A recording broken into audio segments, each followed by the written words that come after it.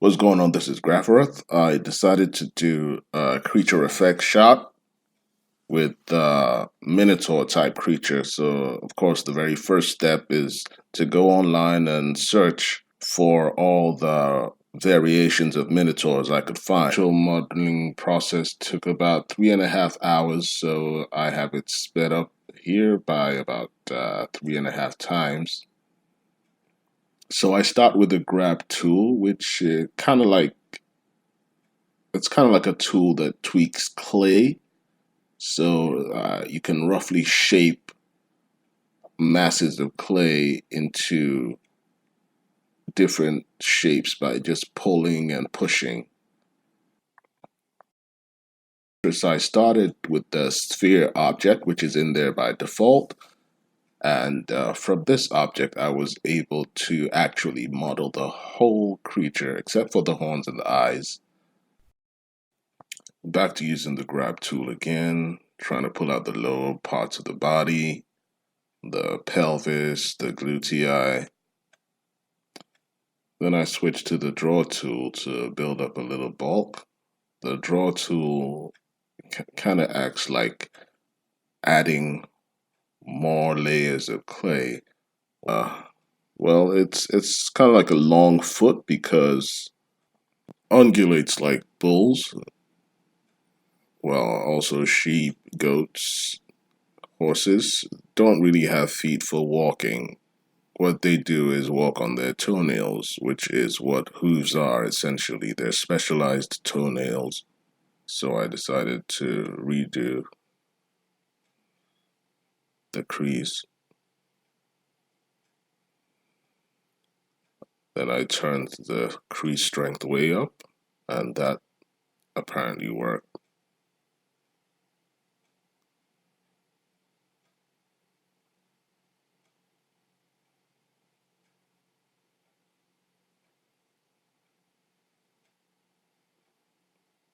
So every now and then I underestimate the strength of the tool and then have to dial it back. Sometimes undoing, sometimes smoothing out the strokes with a smooth tool. As an animator, I actually prefer a forearm that is bent forward a little bit rather than extended straight out. So basically what I did was I used a smooth brush to remove those bits of to remove that mass of forearm that I created earlier on and reconstruct the forearm as a forward extrusion from the elbow. And here I decided for some reason to build the hand using the exact same process. Build up the clay, tweak it, smooth it where necessary, flatten it where necessary, and add in the creases. So it's just those same tools I used, the draw and the inflate tool, then the grab tool, then the crease tool, then some flattening and smoothing. Action for the crease brush is to make creases. For the draw brush is to raise mass, like adding clay in a stroke. And the inflate brush is very similar to the draw brush, but it also puffs up the surface. And then you have the flatten brush, which is kind of like scraping a flat knife across clay. And the smooth brush, with is kind of like using a wet sponge. And then the grab brush, which is essentially pulling and pushing the clay into the shape you want. And like I said earlier, the only real reference I had was my own left hand. And if you're left-handed, like I said, you could use your right hand. I mean, you want to be building on the right side of the model. And if you happen to have only one hand, I mean, you could just use the hand you have. As a matter of fact, I can't even think of a better tool for a one-handed artist than Sculptris. throughout this project, I didn't even use the keyboard because I have my laptop flipped over, so the keyboard is actually on the other side. So I did this all with the stylus, except for zooming in and out, which could easily be accomplished with a scroll wheel of a mouse.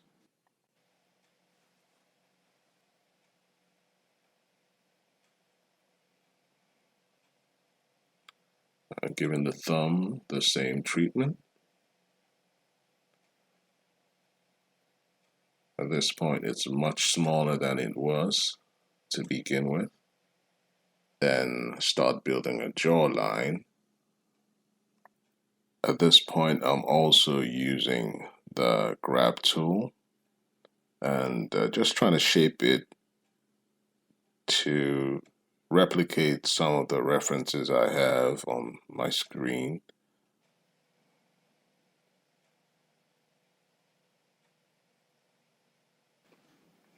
I also take some time to define the shape of the eye with the crease tool.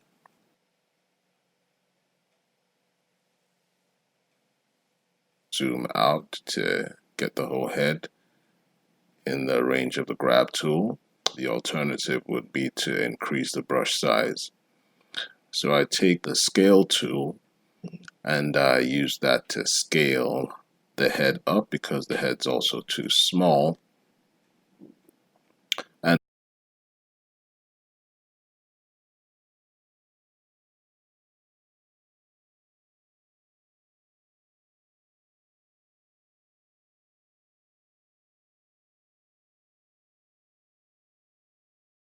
so I finally just reduced the detail so it wouldn't create as many faces, which also meant it wouldn't create as many overlapping faces. And then I use the move tool to pull out the ear mask.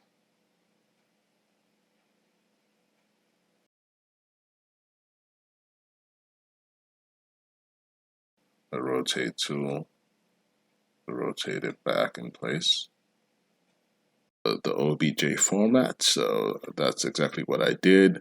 And then I went into Blender and imported the OBJ model. I rearranged the vertices so that the model will be standing at ground level. Then I created a circle with Shift A, which would be the cross section of the horns.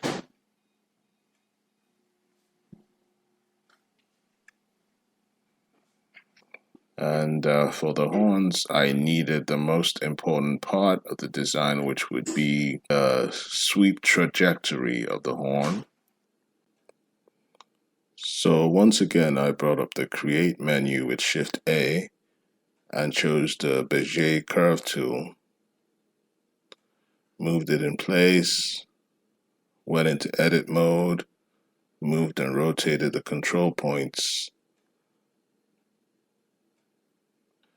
I wanted the horns to sweep out the sides of the head, then forward, then hooking up at the tips. So the horns have to look like they could cause a bilateral collapsed lung and essentially suffocating and bleeding to death. So in my opinion, this is what would make the horns stand out as the most menacing feature of this beast. I was initially unable to complete the sweep because the first circle I drew was actually a poly circle, so I had to draw in a curved circle and delete the old circle. And so I selected the circle as the bevel object for the curve. Now all I needed was a taper object. And so I drew a second Bezier curve, shaped that into a tapered profile, and used that as the taper object. By moving and rotating the points on the taper curve, I was able to get the horn to have the exact thickness along the sweep as I wanted, and obviously no thickness at the tip. It created some contrast with an amber colored point light and blue colored environment light.